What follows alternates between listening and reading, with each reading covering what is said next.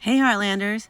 In this video, I interviewed Tori Coombs, who plays Chase Powers on Heartland Seasons 3, 4, and 6. He told some really cool behind-the-scenes stories about his time on Heartland, as well as a possibility of Chase being back. Watch this.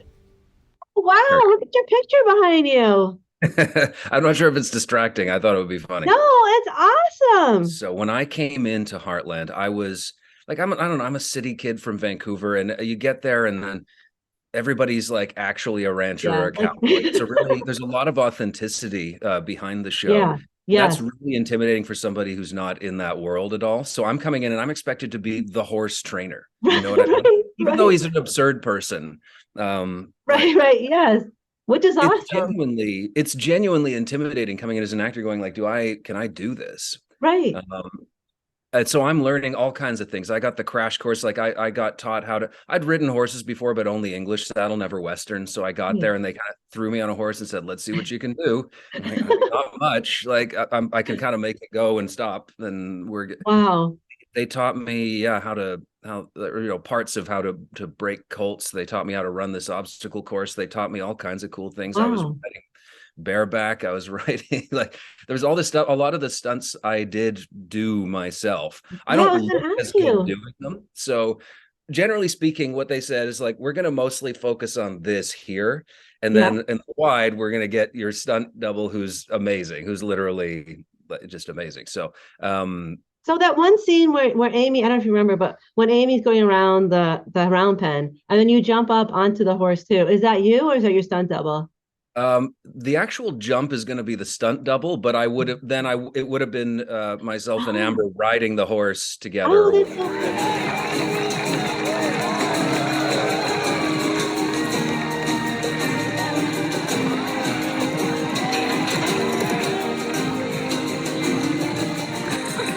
That was totally awesome. So I'm actually anytime I'm doing an obstacle course or doing something stunty on a horse, I do a version of that first. You do is like anything where it looks really good and like they know super what they're doing. That's my stunt double. But as a result, I actually got very comfortable on horses throughout my time doing it. And then I ended up doing a few other shows where I also had to ride horses. So I've actually become more comfortable with horses in the Oh, meantime. that's neat. But anyway, back to the thing. Like I had a director who was his name was Steve DeMarco, and Oh, he's since passed away. But oh, that's too but bad. he was like this real like punk rock sort of dude, just total fish out of water. Did not belong in this ranch setting. He was a really special director in that like I was like, and everybody loved him. So I was like, well, if he can be here, then I belong here. And he just helped. He actually was instrumental in creating the character and making it into Was it something I really? think more than I would have on my own. Yeah. He Oh just thought the man. name Chase Powers was so funny. He would just scream it It out is. for no It reason. is. And so it became this kind of character tick where I absorbed that energy and I started screaming out Chase Powers for no reason all the time. And it just became like, and then I think that sort of might have eventually bled into the whole Chase Powers horsepower line, because Yes. the more you say that name, the more absurd it becomes. And then Right, right. the more larger than life this character became through nothing I had actually done. And that was all Steve. That So is so neat. I need to credit him, I think, with Yeah. possibly creating a character memorable enough for them to keep bringing me back. That is And then, so, yes, that is so yeah, cool. That's a sorry, go great ahead. story about Heartland. Do you have other like stories like that about being on the show? Anything that happened? Like you said, you did a lot of stunts yourself, for example. Oh, there was Yeah. a little Easter egg in there because I had done the Tudors and my character in the Tudors had been beheaded. There's a scene where somebody's taken my cardboard cutout out and then it gets its head shut in the door Yes. and it gets decapitated. That's a reference to Oh my. my God. Where you going with that? Hey!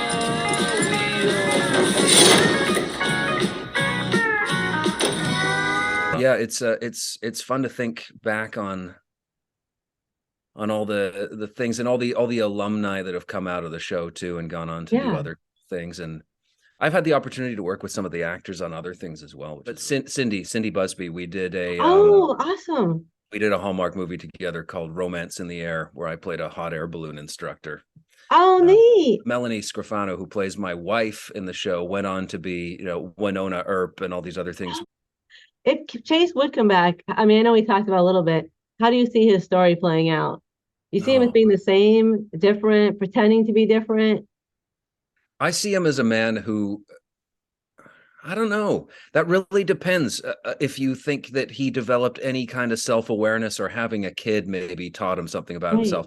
I see him maybe as a man whose kid is like, maybe, yeah, I don't know, is like a real handful or something, and has given him a lot to think about. Or like, that's a great idea. Like, or I don't know, maybe his son's gay or something. Just something that like throws a real wrench in his existence, where he's like, he has to reconsider his sort of bravado and machismo.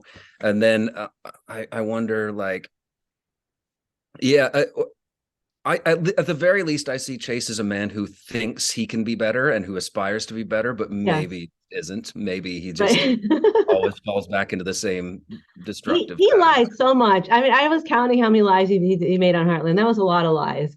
That's what I mean. And I don't know if people he was such a player. Fully change. They try, they want to be better, but I don't know if people like that truly change. One of the big questions has been, will Amy have a boyfriend? Who will that boyfriend be? And it's like, how about Chase coming back and also vying for that? Because I mean, we have to admit, we're really good together. Yes, we are. Why not? I'm game for some more death threats. Why not? Right.